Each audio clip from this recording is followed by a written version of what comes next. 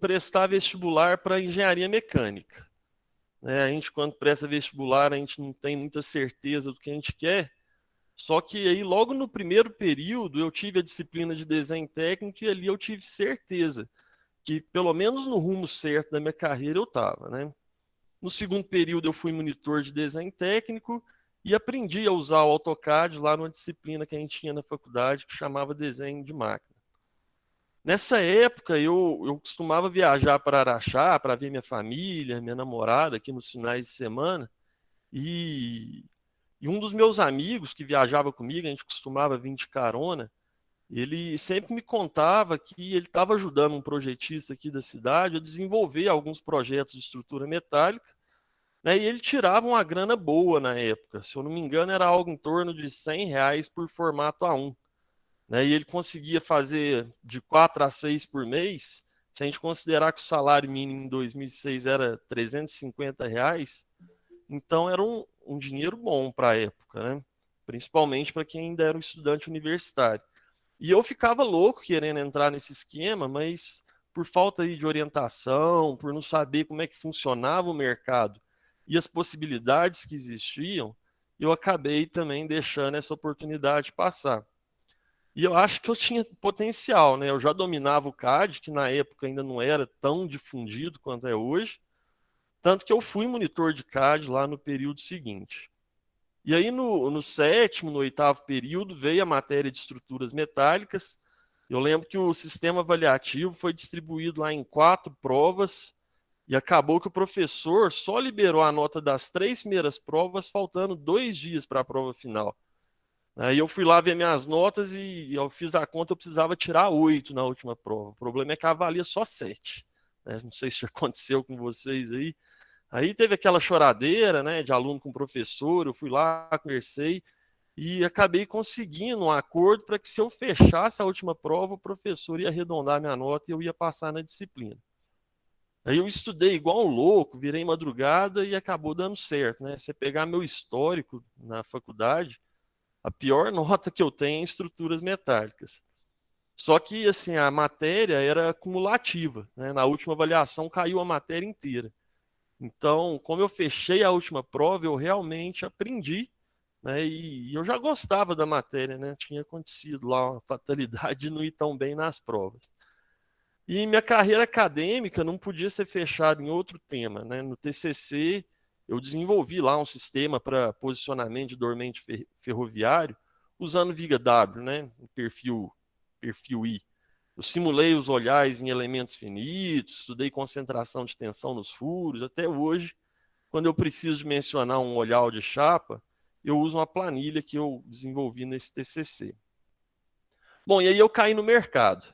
Eu fiz 3 meses de estágio no setor de manutenção mecânica aqui na CBMM, em Araxá, só que eu passei no processo seletivo para estagiar na Quentec, no Rio de Janeiro. E eu concluí meu estágio lá na... Peraí, só aceitar mais alguém aqui.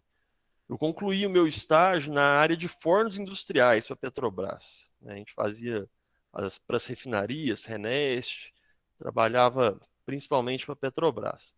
Acabou o estágio e eu fui contratado na filial de Vitória, né, no Espírito Santo. E foi um período que eu gostei muito, que eu dei muito certo lá na cidade, era um escritório pequeno, e eu atuei lá em várias áreas, né, inclusive em alguns projetos pequenos de estruturas metálicas. Eu fiquei um ano em Vitória, até que surgiu uma vaga em Belo Horizonte para trabalhar com tubulação.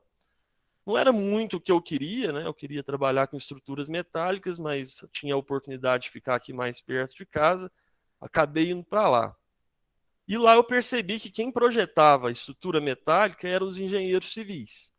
Como era isso que eu queria, eu comecei a cursar engenharia civil na FUMEC, lá em Belo Horizonte.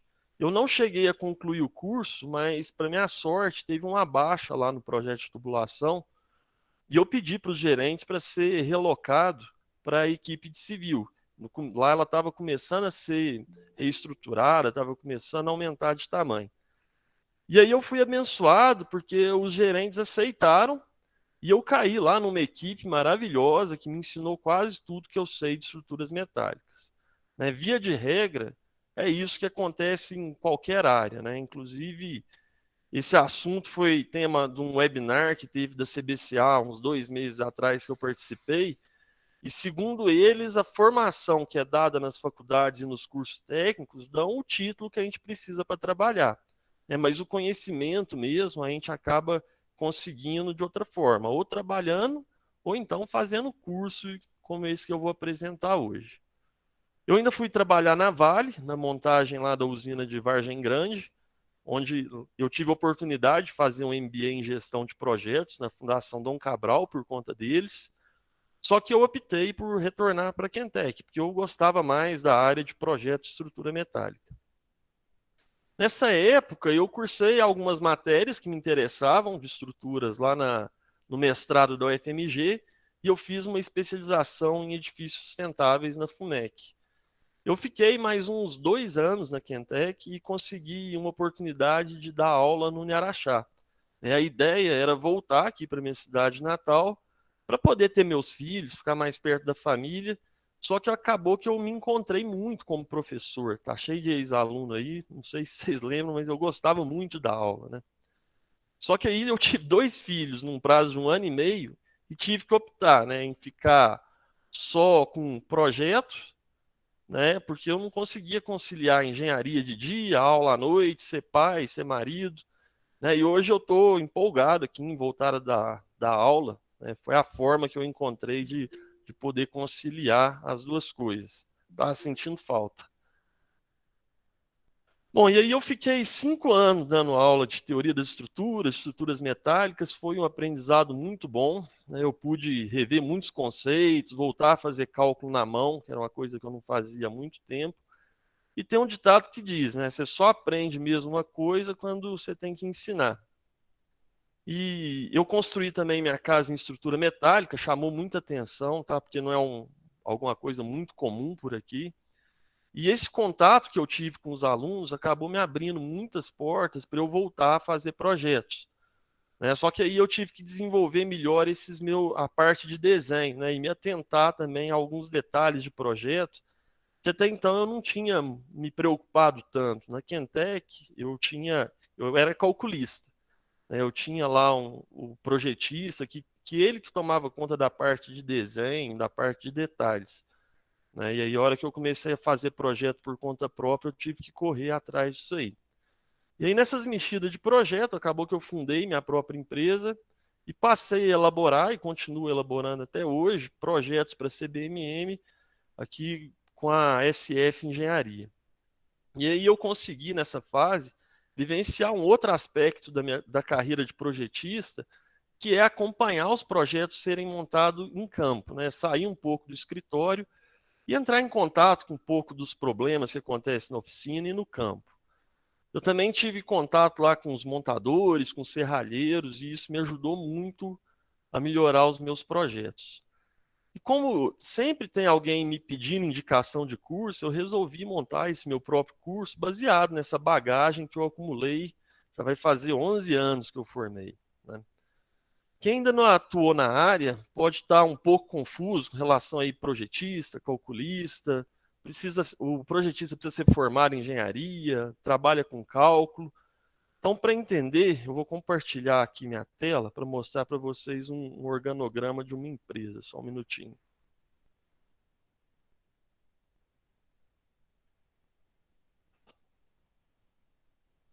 Apareceu aí?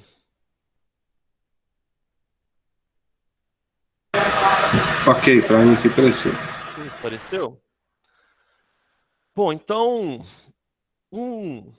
aí isso aí é um organograma, tá, completo de uma empresa de projetos, que é só aceitar uma pessoa aqui, isso aí é um dos mundos ideais, tá, isso aí eu estudei quando eu fiz lá meu gerenciamento de projeto, mas por onde eu trabalhei segue mais ou menos esse organograma. Então, todo projeto tem lá no topo um coordenador, que é o cara que tem que entender um pouquinho de cada disciplina, mas precisa saber muito de gestão. Abaixo dele estão os líderes de disciplina. Então tem civil, mecânica, elétrica, automação, segurança, qualidade, enfim, isso aí varia muito de projeto para projeto. E aí abaixo do coordenador tem os líderes de disciplina, que esses aí já possuem um conhecimento um pouco mais aprofundado na sua disciplina, só que ele também tem que entender de gestão, porque ele vai auxiliar o coordenador a gerenciar a equipe de projetos.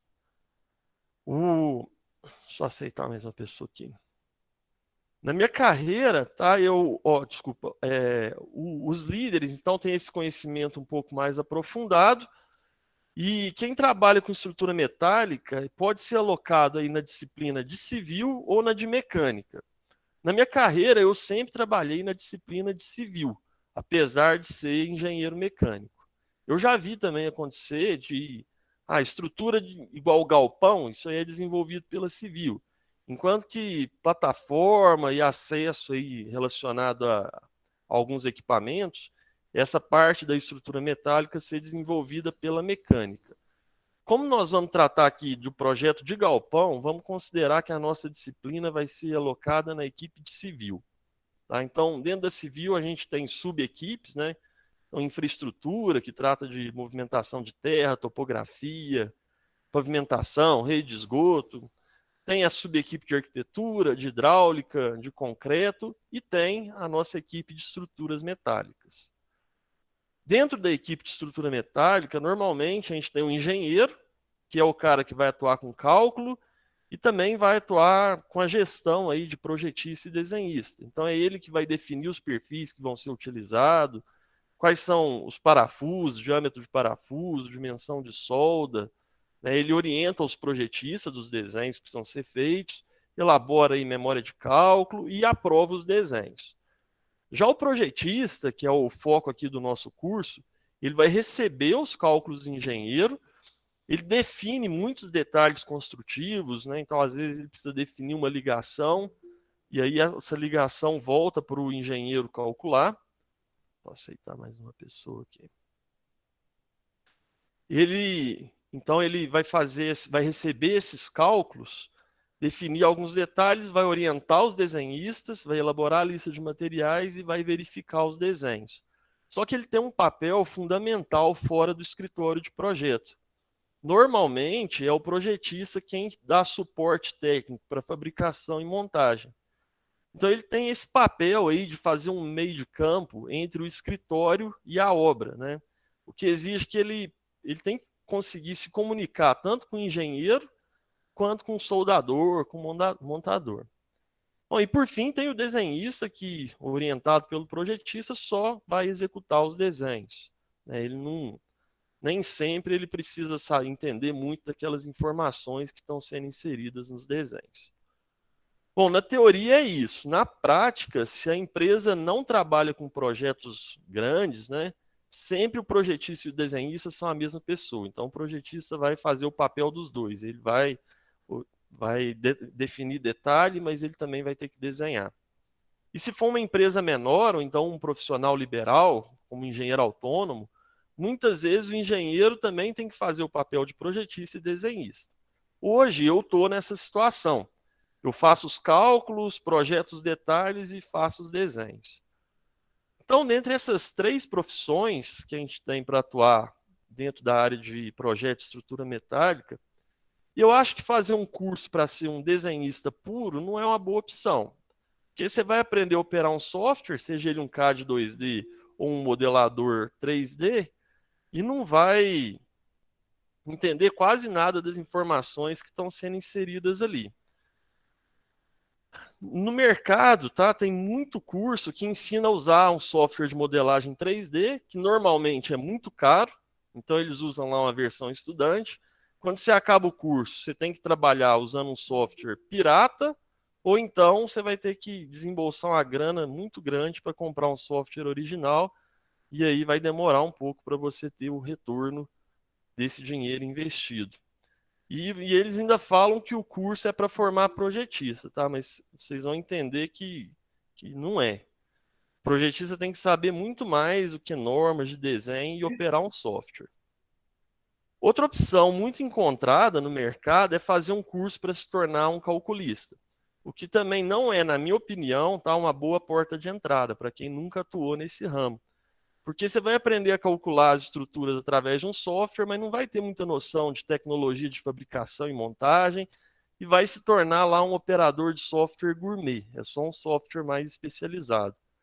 Também tem muito curso por aí que ensina a usar um software de cálculo, aí você acaba o curso e acha que está pronto para o mercado, e a hora que vai atuar, você vê que não está, né? Para falar assim, bem a verdade, como eu contei lá na minha história, o meu caminho foi esse, tá? Eu saí da faculdade e entrei numa empresa que me ensinou a operar um software de cálculo. Funcionava bem porque eu tinha uns projetistas bons lá dando suporte. Só que quando eu passei a atuar por conta própria, aí eu sofri demais, porque às vezes vinha um serralheiro lá perguntando coisa boba que eu ficava boiando. Então, por exemplo, que tinta que eu uso nessa estrutura? O parafuso pode ser só polido ou tem que ser galvanizado? O parafuso para fixar a telha, eu uso ponta 1 ou ponta 3? Ele vai ser na onda alta ou na onda baixa da telha, né? E pega mal para a gente aí como profissional. A gente fala que é especialista em estrutura metálica e não sabe essas coisas que são bastante elementares. Então, na minha opinião, o caminho correto para se fazer na carreira é começar como projetista e depois aprender a calcular, mesmo para quem já é formado em engenharia.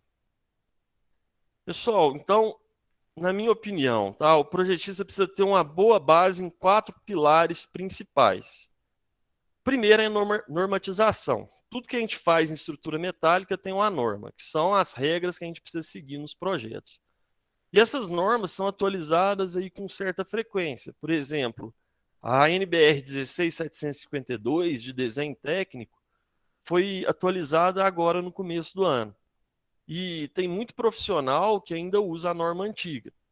A NBR 8800, que é a mais importante aí na área de estruturas metálicas, ela vai ser revisada no ano que vem. Então, o projetista tem que saber essas normas, tem que saber que elas existem e tem que se manter sempre atualizado para não ficar projetando errado ou de forma desatualizada. O segundo pilar que um projetista precisa ter é com relação a materiais, né? Então, precisa saber o que é aço, precisa saber quais são os tipos de aço e quais são as aplicações de cada um deles, né? Então, qual que é o aço utilizado para fabricar um perfil, qual que é o aço utilizado para fabricar um parafuso, uma telha, né? Que são aços diferentes. Além disso, existem outros materiais, além do aço, que a gente usa em estrutura metálica. Por exemplo, tem o isolante térmico, que vai como recheio lá das telhas sanduíche. Qual que é melhor? É o isopor ou é o poliuretano? Pessoal, tem muita gente que chegou depois, tá? Se tiver alguma dúvida, quiser me interromper, só levantar a mão que eu chamo vocês aí, ok? Tá, então, qual que é melhor? O isopor ou o poliuretano, no caso lá das telhas sanduíche? Também tem vários tipos de tinta que pode ser usada para proteger da corrosão. Qual que é a mais recomendada quando a estrutura vai ficar exposta no sol? Então, conhecer esses materiais, saber as propriedades de cada um deles e as aplicações é primordial, tá, para quem quer ser um projetista. Terceiro pilar é o de tecnologia das construções metálicas. O projetista precisa saber o nome de cada um dos elementos, o que é coluna, o que é viga, o que é tesoura, e precisa ter pelo menos uma noção de como as estruturas são fabricadas e montadas, né, para saber como que ela tem que ser projetada. Como é que elas vão ser ligadas? Vai ser com solda ou com parafuso? Por quê, né?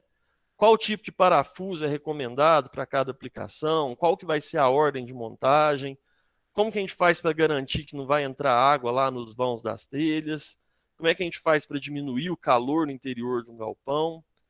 Enfim, então sem esse conhecimento aí, o projeto fica lindo no papel ou no software 3D, mas na hora de montar é que vão aparecer os problemas, e aí é necessário fazer aqueles ajustes improvisados, né, a famosa gambiarra, que pode comprometer todo o projeto, seja em segurança, estética ou funcionalidade. E o quarto e último pilar é o do comportamento estrutural. Esse é o pilar que exige aí da gente mais sensibilidade, porque a gente precisa imaginar os deslocamentos que a estrutura vai ter quando ela for submetida a cargas.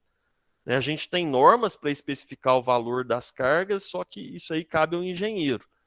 Mas a gente precisa ter uma noção de como que a estrutura vai se comportar quando estiver submetida a essas cargas. Né? Porque entender o funcionamento global da estrutura é primordial aí para a gente definir como que a gente vai distribuir os elementos necessários. Né? Um contraventamento pode reduzir muito aí o peso total de uma estrutura.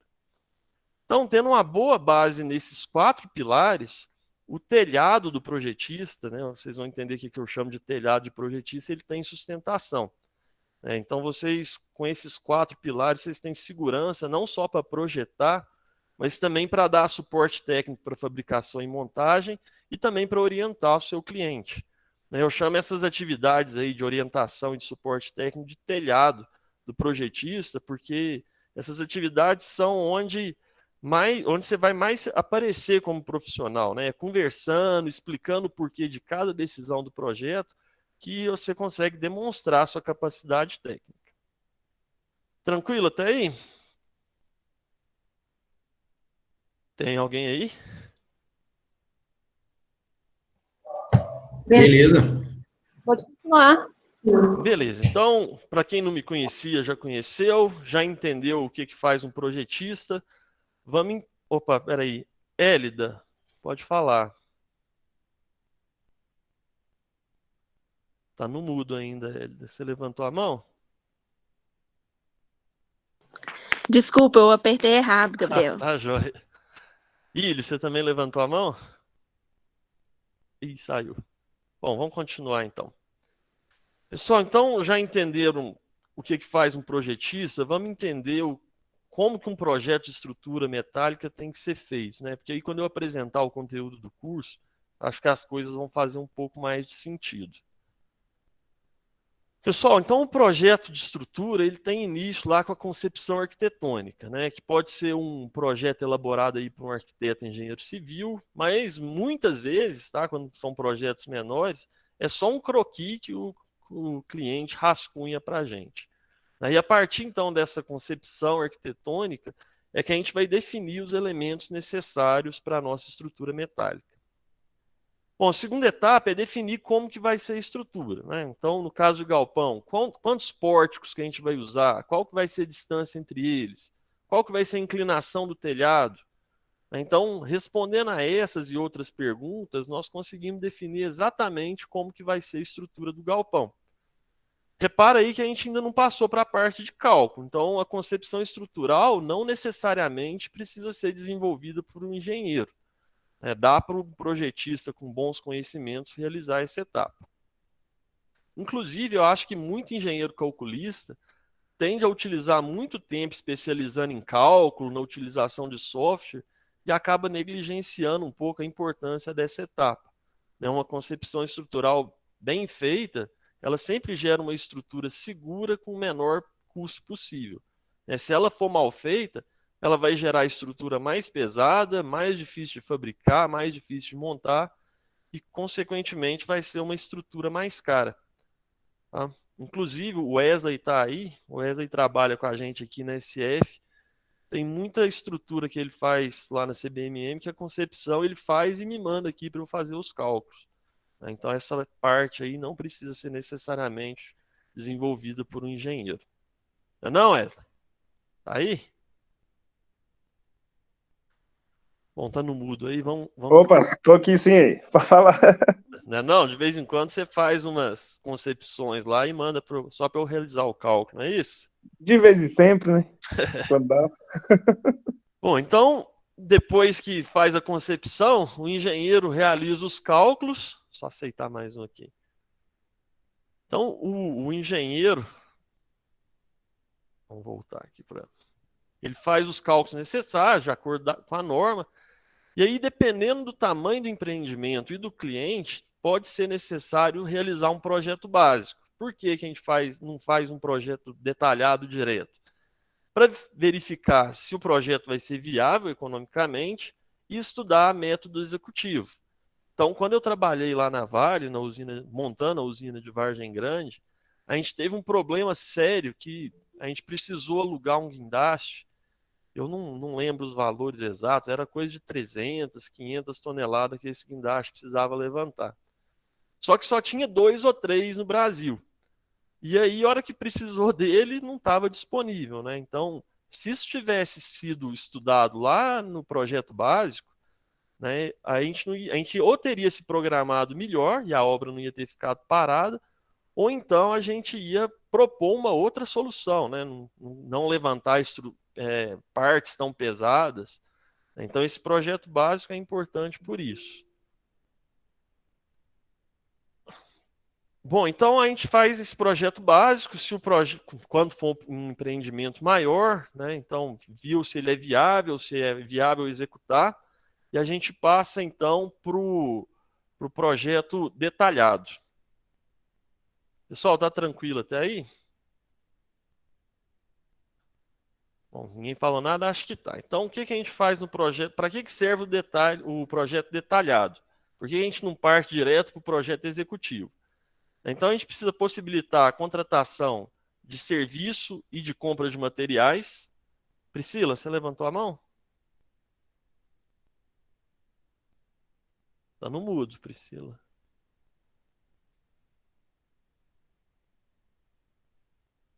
Bom, vou seguir então. Se qualquer coisa, me chama aí de novo. Então, um projeto detalhado. Primeira coisa, quando a gente trabalha com projetos maiores, ou então obra pública, por exemplo, a gente precisa fazer licitação, ou então fazer cotação com 3 ou mais empresas para executar o serviço. E essa parte burocrática pode demorar muito tempo e atrasar o começo da obra. Então, a gente faz o projeto detalhado, porque ele vai possibilitar, então, a contratação desse serviço e compra de materiais, vai assegurar a viabilidade técnica, né? Vai confirmar a viabilidade técnica lá do projeto básico. Ele tem que possibilitar a execução do projeto executivo e dos diagramas de montagem. E importante, tá? Ele tem que possibilitar a execução do projeto de fundação.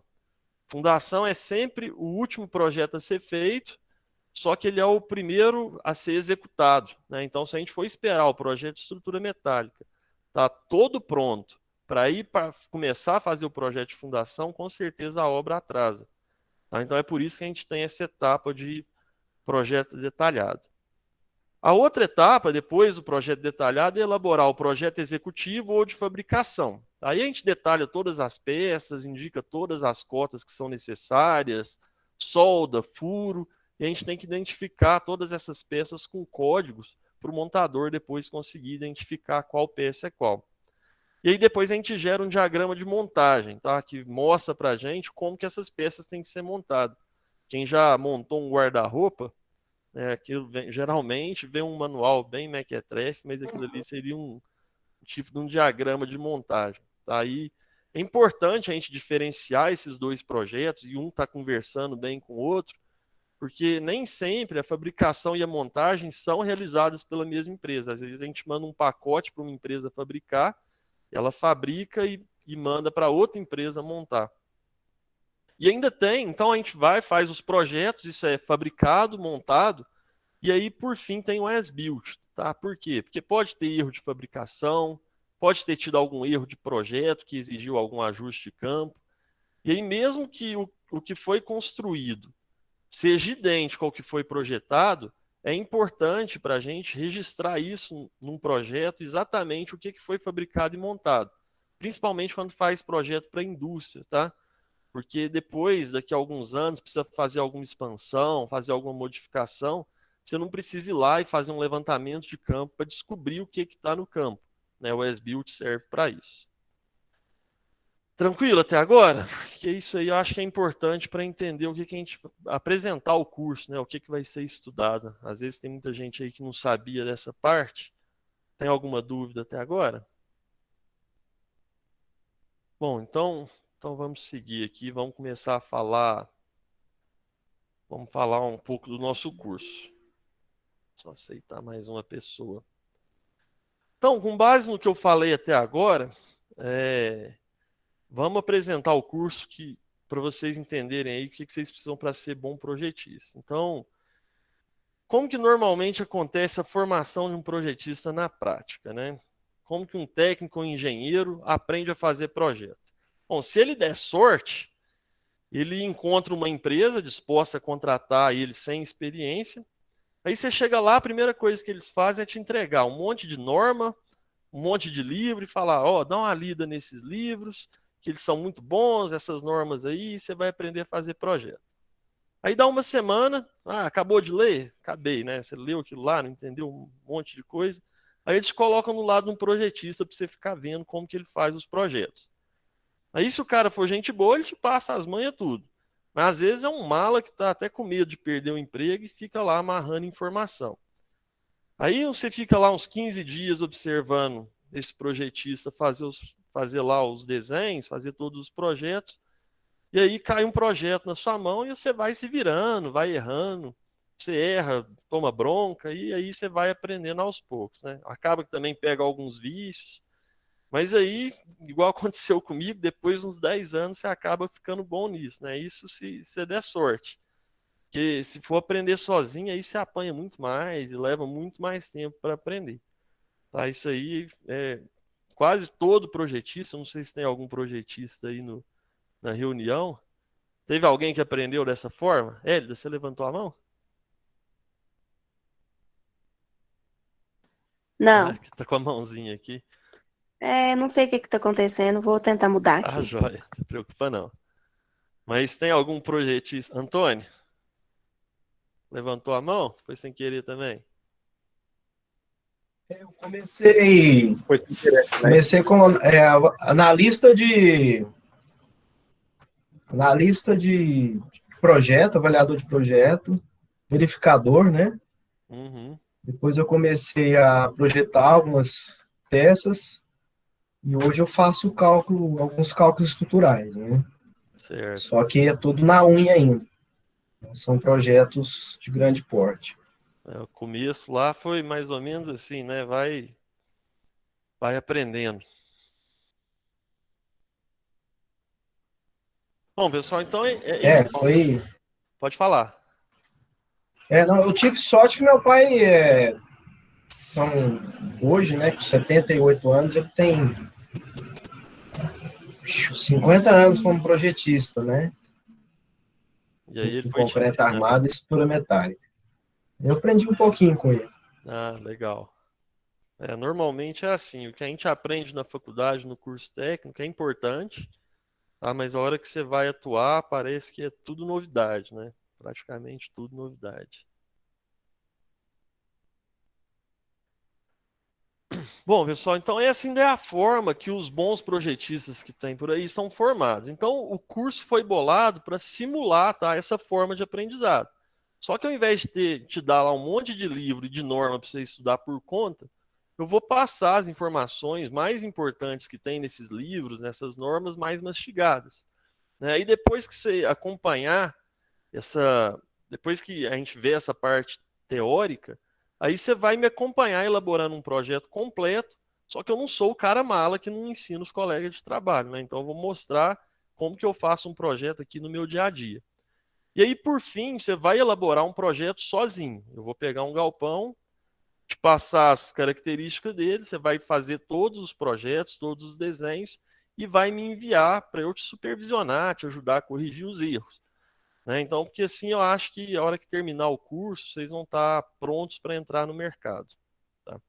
Então, o curso vai ser dividido em 3 módulos. Tá? Então, tem esse primeiro módulo, que vai ser apresentar aí toda a bagagem teórica, do que eu considero lá os 4 pilares do projetista de estrutura metálica, que é materiais, tecnologia, comportamento estrutural e norma técnica, que é necessário para vocês atuarem aí com segurança e com eficiência. Então, nesse primeiro módulo, a gente vai ter uma primeira aula falando sobre uma introdução, aprender a usar a plataforma do curso, né? Eu vou aprofundar um pouco mais em projeto básico, projeto detalhado.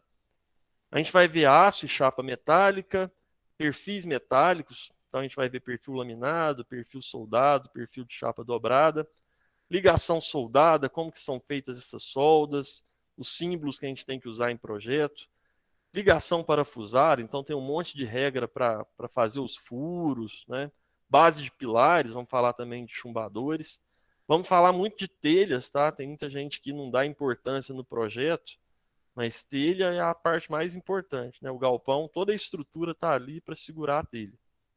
Vamos falar de pintura, Tecnologia de galpão em estrutura metálica. Então, eu vou mostrar algumas simulações, o que acontece se a gente não colocar um contraventamento, né?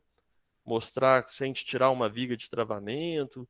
Vamos aprender o nome de todos esses elementos, os tipos de galpão que tem. E vamos aprender também todas as normas técnicas mais atualizadas, né, de desenho técnico, aplicando elas no AutoCAD. Deixa eu voltar aqui. No segundo módulo, então a gente vai desenvolver, eu vou desenvolver, vai ser isso aí, vai ser em videoaula, todos os projetos de um galpão metálico. Então a gente vai começar na concepção, vai passar pelo projeto básico, projeto detalhado, projeto executivo, diagrama de montagem e até o as-built eu vou elaborar para vocês, simulando lá algum erro que possa ter tido. Então, repara aí, nós vamos detalhar cada coluna, cada tesoura, enfim, todos os elementos que precisa ter num galpão, inclusive calha e rufo. A ferramenta que eu vou usar aqui é o ZW-CAD, que hoje é o CAD mais barato que tem no mercado. Tá? Mas se vocês quiserem usar o AutoCAD ou outra ferramenta, tá? Isso aí é só um instrumento que a gente vai utilizar para o nosso curso. Só aceitar mais um aqui. Deixa eu mostrar para vocês o galpão que a gente vai elaborar. Tá passando o filme aí para vocês? Então esse aí é o galpão que que eu vou desenvolver ao longo do curso, né? Então tem lanterninho, vamos falar sobre lanterninho, que é esse chapéuzinho que tem aí em cima do galpão. Vai ter viga para o portão, né? Tem todos os contraventamentos, agulhas. Então é um galpão bem o basicão mesmo, bem o que a gente precisa saber. Tem mísula, né? Então tem todos os elementos necessários para a gente aprender a fazer um projeto de galpão. Repara aí que o galpão é feito com tanto coluna quanto tesoura com perfil laminado. Tá? Mas eu vou explicar o que seria diferente se o nosso galpão fosse feito com perfil caixa ou se as tesouras fossem treliçadas. Tá? Eu não vou detalhar, vou colocar videoaula de todos os 3 tipos de galpão, porque senão o curso ia ficar muito longo e aí eu acho que não precisa disso. Tá? Mas eu vou fornecer o projeto completo dessas 2 outras concepções, tá? Com perfil caixa e com tesoura treliçada. A gente faz junto com o laminado e eu passo para vocês o DWG com os outros projetos, como que ficaria. Tá? Se tiver qualquer dúvida, aí vou mostrar aqui, tem como vocês entrarem em contato comigo, a gente tira todas essas dúvidas. Pessoal, e no último módulo, né, igual eu falei, aí eu vou propor um galpão para vocês desenvolverem por conta própria todos os projetos e submeter ele para mim para eu avaliar. Inclusive, é importante essa etapa, porque a verificação do projeto é uma etapa importante que o projetista precisa saber como que é feito, né? Então, normalmente a gente estipula lá um código de cores, o que está certo, o que está errado. Né? Então, é interessante fazer isso também. E aí acaba que vocês já saem com um projeto como portfólio, se vocês quiserem apresentar aí para futuros clientes. Só ainda tem uns bônus no curso que eu vou disponibilizar, então tem um checklist de abertura de projeto, que é importante, ele é um documento que você preenche junto com o cliente quando ele vai te contratar, e aí você pega todas as informações necessárias para executar o projeto. Também tem umas tabelas que eu desenvolvi, que tem me ajudado muito aqui nos meus projetos. O Wesley, eu acho que eu passei uma dessas tabelas para ele. Porque as informações hoje ficam muito distribuídas em vários catálogos de fabricante, né? Já essas que eu fiz, elas aglutinam aí num lugar só essas informações. Para vocês terem uma ideia, você vai bolar hoje uma ligação parafusada e precisa pegar a dimensão de parafuso. O parafuso está num catálogo, a porca está num outro catálogo, a arruela está num outro catálogo, e aí a gente acaba gastando muito tempo correndo atrás disso, né? E outra coisa que me ajuda muito e eu vou disponibilizar é um pacote com blocos de CAD que a gente sempre usa, né? Então, tem um exemplo aí, detalhe de fixação de telha, um fly bracing para treliça, parafuso, símbolo de solda. Então, esses blocos aí eu vou disponibilizar nesse curso também. Bom, então acho que com isso, quem fizer o curso vai estar com a faca e com o queijo na mão para começar a atuar e se desenvolver aí na profissão de projetista de estrutura metálica, né? O intuito aqui é você aprender com qualidade e com consistência, né? Então, qual que vai ser a metodologia que a gente vai seguir nesse curso. Então, a gente vai disponibilizar semanalmente uma aula de aproximadamente 30 minutos, apresentando lá um pacote de conhecimentos. Aí vai ser, normalmente, toda segunda-feira eu solto uma aula de 30 minutos. Eu sei que a maioria aqui trabalha, ou então ainda está fazendo faculdade, eu acho que dessa forma não fica um curso muito pesado. E aí eu vou propor alguns questionários de fixação de conteúdo. Não tem nota, tá? Para quem é meu ex-aluno aí, não tem aprovação e reprovação. Mas é importante vocês fazerem esse questionário para verificar se absorveu os conhecimentos daquela aula. Tá? E aí o conteúdo vai ser debatido entre os alunos da turma, numa comunidade que eu vou criar exclusiva para fazer isso. Né? E toda semana também eu vou soltar aí um compilado com as principais dúvidas que apareceram nesse chat lá, que vocês debateram, explicando, né? Sempre que possível eu vou fazer uma aula ao vivo para tirar essas dúvidas. A duração do módulo 1 e do módulo 2 vai ser mais ou menos uns 4 meses de duração.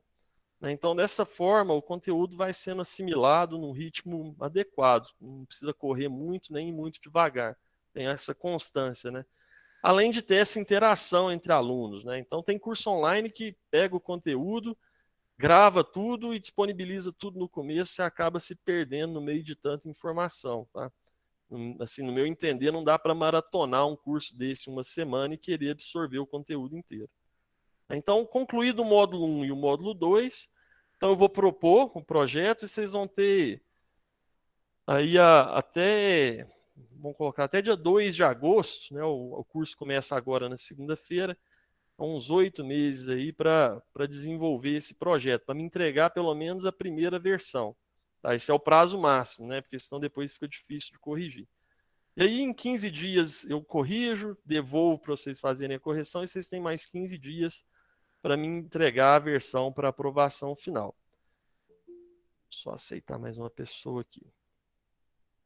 E aí a emissão do certificado, tá? O curso tem certificado, esse é um curso livre, o certificado às vezes é importante para quem ainda está fazendo faculdade, às vezes conta lá como aula, hora complementar. Então assim que vocês concluírem as aulas do módulo 1 e do módulo 2, que estão lá na plataforma, esse certificado é emitido para vocês. Aceitar mais uma pessoa.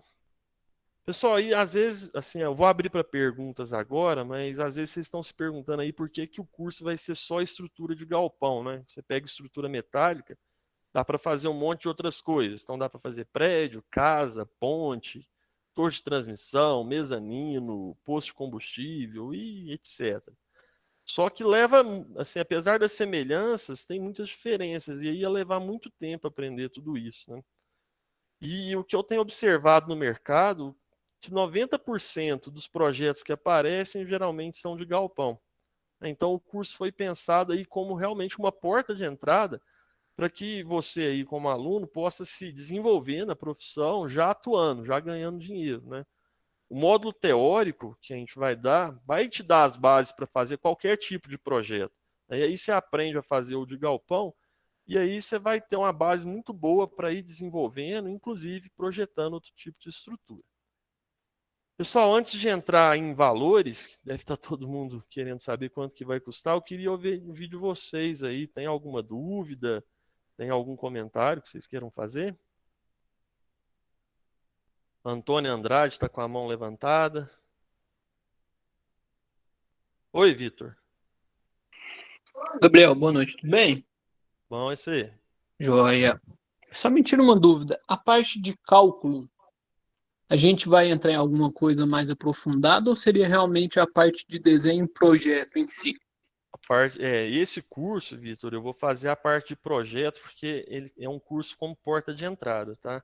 O ano que vem eu devo lançar um curso de cálculo, porque tem muita gente, não sei se você pegou essa parte da apresentação, aconteceu comigo, tá? Eu comecei fazendo cálculo e aí depois que eu aprofundei mais em desenho, em projetos, né? Eu percebi que eu devia ter feito o contrário, né? Aprendido primeiro a fazer desenho, aprendido sobre materiais, para depois fazer o cálculo, tá? Então, nesse curso aqui eu não pretendo entrar muito na parte de cálculo, não, mas entra na parte de concepção estrutural. tá? Definir onde que precisa ter contraventamento, onde que precisa ter uma agulha. Respondido? Perfeito. Respondi demais, valeu demais. Valeu. Mais alguém? Vamos falar dos preços, então. Pessoal, então a gente estipulou aí que o curso vai custar R$ 1.997, tá? Por que que é esse valor? Oi, Dodora, você levantou a mão? Levantei, teve gente que perguntou e qual software que será utilizado, e outra pessoa antes perguntou se vai ter material para download, porque Vai. perguntaram por escrito e eu acho que você não viu. Ah, tá. Acabou que passou batido aqui. Tá, vai ter o material para download. Tá? Então, vão ter as tabelas, vão ter todos os blocos, vai ter um template de AutoCAD. São aqueles bônus que eu falei. Também o checklist de abertura. Qual que foi a outra pergunta? Qual software? Tá? Eu vou usar o ZWCAD. Pessoal, por que que eu vou usar o ZWCAD? Eu procurei no mercado qual que é o software mais barato que tem para vocês atuarem. Porque não adianta vocês aprenderem um software e ficar usando depois versão estudante ou versão pirata. Né? Vai aprender uma modelagem 3D e um software desse custa R$ 15.000. Então, é um investimento muito caro. Então, o ZWCAD hoje está na faixa aí de R$ 2.200, R$ 2.500. E eu acho que é um valor aí adequado que quando vocês forem atuar profissionalmente, vocês vão... É um software que está ao alcance, é uma licença permanente, tá? Esse valor aí, 2.200, 2.500, é uma licença que você não precisa ficar renovando todo ano, tá? Então, vamos usar o ZWCAD. Tem mais alguma dúvida? Pessoal, então o valor aí, 1.997, é mais ou menos o valor de um projeto completo de um galpão de médio porte, né? Então, com um projeto só, você consegue pagar todo o investimento que você teve com o curso. Né? Mas eu prometi que eu ia dar um descontaço para quem se disponibilizou o seu tempo para conhecer o curso. E aí eu vou abrir o carrinho agora, e se você se inscrever até meia-noite de hoje, o curso vai sair com 40% de desconto, sai por R$ 1.197. E ele pode ser dividido em até 12 vezes sem juros. Né? Se você fizer a conta aí, dá um pouquinho mais de R$ 3 por dia, né? O que vocês gastam com um cafezinho. E ainda tem uma garantia de 15 dias. Tá? Se em 15 dias ou se assistir às aulas e desistir, o curso, eu devolvo lá seu dinheiro sem nem te perguntar por que você está desistindo. Tá? Então, quem for comprar agora, até meia-noite, acessa aí o site gabrielgoulart.capages.online/venda e aí é só colocar o cupom webinar, que aí ele vai dar esse desconto aí de 40%. Ok? Vou deixar aqui o meu WhatsApp, se alguém tiver alguma dúvida. Oi, Álvaro, você levantou a mão? Álvaro, Oi, você oi. pode falar. Tem como fazer o curso só usando o AutoCAD ou tem que Não, ter o tem. ZWCAD? Pode usar o AutoCAD, normal. O ZWCAD e o AutoCAD são muito parecidos, tá? Eles Certo, dá para usar o AutoCAD normalmente. Quem já tiver tá ok, AutoCAD pode usar ele, tá ótimo. ok? Obrigado. Pessoal, mais alguma dúvida? Então, se precisar, tá aí meu e-mail, tá aí meu WhatsApp, tá? Então,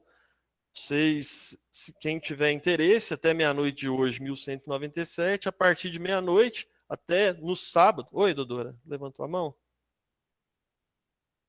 Estão pedindo para você pôr o site aí novamente. Tá, deixa eu voltar aqui.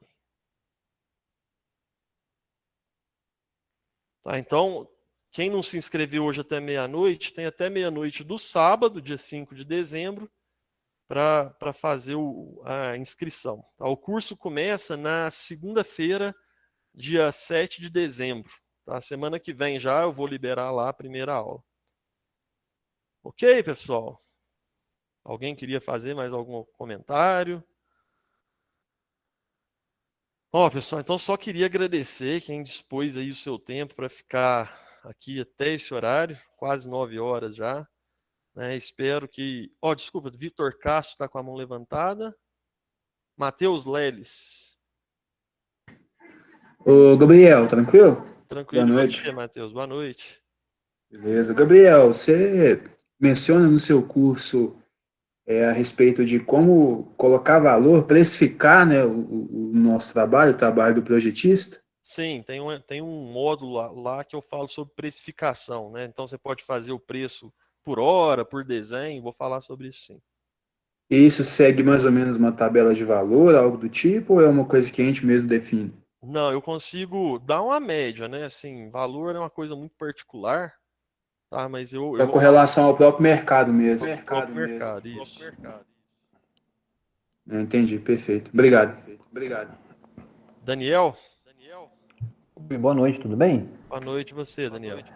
Tudo bem também. Eu queria saber, não sei se eu não peguei desde o começo, qual que é o horário do curso e se ele vai ser gravado, vamos supor, se eu não puder assistir na segunda, eu posso assistir na terça. Sim, sim. Só a primeira aula vai ser ao vivo e a gente vai fazer alguns encontros ao vivo para tirar dúvidas. Só que todos esses encontros são gravados, tá? Você não precisa assistir naquele horário, não. As aulas vão ficar disponíveis lá para você assistir no horário que for melhor. Opa, tá jóia então, obrigado. Valeu, obrigado. Matheus, você levantou a mão de novo ou só esqueceu de abaixar? Não, Gabriel, só esqueci de abaixar. Desculpa. Não, beleza. Dodora, você também está com a mão levantada? Bom, acho que é isso então, pessoal. Ilho. Neylor perguntou no chat aí se as aulas vão ficar disponíveis para baixar, se o curso é vitalício. O curso vai ficar disponível por 1 ano, tá? Por 1 ano fica lá disponível para vocês acessarem a aula. E fica tudo gravado. Deixa eu ver se teve mais alguma dúvida no chat. Beleza, Neila? Mais alguma dúvida, pessoal? Ô, Gabriel, Oi? só assim, eu tenho AutoCAD, mas não tenho tanta prática nele, por não trabalhar diretamente, só fiz alguns cursos, algo mais básico. Eu consigo acompanhar tranquilo desse jeito? Vai Bom, necessitar, vamos dizer assim, de um conhecimento melhor de software para fazer? não, Guilherme, nas primeiras aulas, quando eu começar a fazer os desenhos no AutoCAD, eu vou falando todos os comandos que eu estou utilizando, tá? Então dá para acompanhar sim. Não, beleza. Mais alguma dúvida, pessoal? Deixa eu ver aqui se alguém perguntou. Bom, pessoal, beleza, assim, queria agradecer muito, né? Foi muito acima da minha expectativa, estou muito feliz mesmo, todo mundo ter participado. Espero que quem puder fazer o curso, vou ficar muito feliz. Oi, Dodora, levantou a mão? Na verdade, eu acho que uma questão que seria bom você salientar é que a proposta do curso é de não ser mais um curso que as pessoas compram e deixam ele lá e às vezes demora anos para fazer, né? Então, a forma com que o curso foi proposto foi pensando que vocês realmente façam e coloquem em prática, né? Então, eu queria salientar isso, que é mais por essa razão que você não deixou o acesso vitalício, né? Para deixar bem claro isso. E até... Oi? A ideia é de colocar essa aula de meia hora semanal, né, porque eu acho que é uma quantidade boa de conteúdo e dá para a pessoa acompanhar semanalmente, não deixar acumular, ter um compromisso ali de tirar meia hora durante a semana para estar fazendo essas aulas. E o pessoal pediu para colocar no WhatsApp o link para... Ah, tá, beleza, eu vou mandar lá agora. Mais alguma dúvida, pessoal? Então, espero encontrar todo mundo na aula segunda-feira. Quem não conseguir fazer o curso agora, espero que tenha pelo menos aprendido muita coisa, né? Eu trouxe algumas informações aqui que às vezes para muita gente foi novidade. Beleza? Obrigado, pessoal. Até segunda para quem for fazer o curso. Falou, até segunda, meu velho. Valeu. Valeu, obrigado. Obrigado. Até mais, valeu. Falou, obrigado. Eu não sei se era Arame